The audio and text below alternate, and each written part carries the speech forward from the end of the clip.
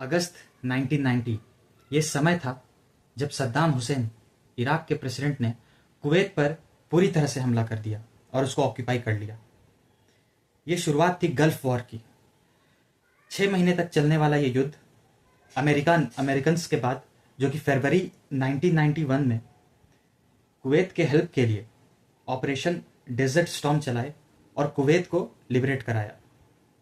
तो आखिर क्या रीज़न है कि आए दिन हम सुनते हैं कि मिडिल ईस्ट हमेशा अनस्टेबल रहता है। गल्फ वॉर तो एक एग्जाम्पल है। आप आज भी देखेंगे तो मिडिल ईस्ट में कई सारे ऑनगोइंग कॉन्फ्लिक्ट्स हैं। वर्तमान में यमन में आप देखें, आप इजराइल पैलेस्टीन में देखें, आप सऊदी अरब और यमन के जो बॉर्डर्स हैं उसमें वॉर देखें, आप सीरिया में देखिए, कुर्द के रीजन में देखिए, ईरान और सऊदी के युद्ध देखिए। तो मिडिल ईस्ट का कारण है हमेशा अनस्टेबल रहने का कि इसके पीछे कई सारे सुपर पावर्स का इन्वॉल्वमेंट है। देखिए, चूंकि मिडिल ईस्ट रिसोर्सेस से भरा हुआ है तो सुपर पावर्स के इंटरेस्ट यहाँ होना बहुत आम बात है, बहुत लाजमी सी बात है। आप देखेंगे कि बहुत सारे मिडिल ईस्ट के कंट्रीज यूनाइटेड स्टेट्स के एलाई हैं, बहुत सारे देश रशियन के एलाई है, चाइनीज़ के एलाई हैं। तो कहने वाली बात है कि मिडिल ईस्ट या वेस्ट अफ्रीका में जितने सारे देश हैं वो किसी न किसी सुपर पावर की तरफ अलाइंड है।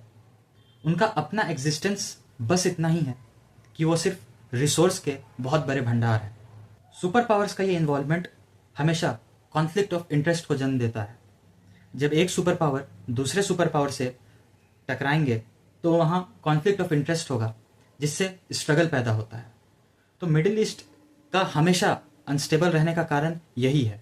दूसरा कारण एक ये है कि वहाँ की एथनिक स्ट्रक्चर इतनी डीप रूटेड है और वहाँ इतने तरह के ट्राइबल आइडेंटिटीज़ हैं कि वहाँ कॉन्फ्लिक्ट होना आइडेंटिटी के ऊपर एक बहुत आम बात है।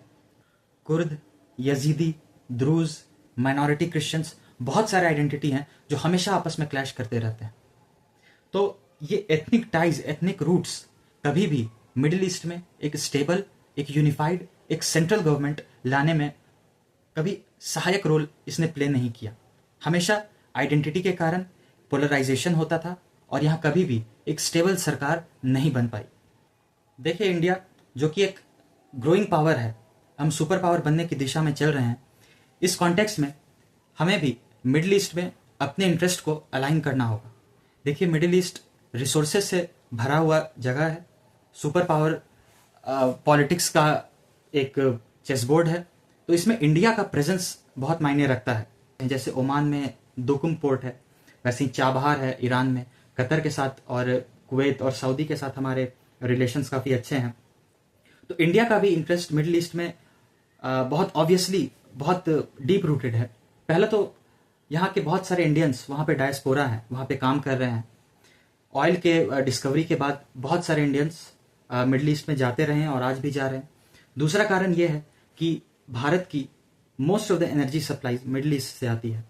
कुवैत हो, इराक हो, ये सब देश हमारे एनर्जी सप्लाई का एक बहुत बड़ा हिस्सा कवर करते हैं। तो मिडिल ईस्ट में स्थिरता बना रहना, स्टेबिलिटी बना रहना, ये भारत के इंटरेस्ट में है।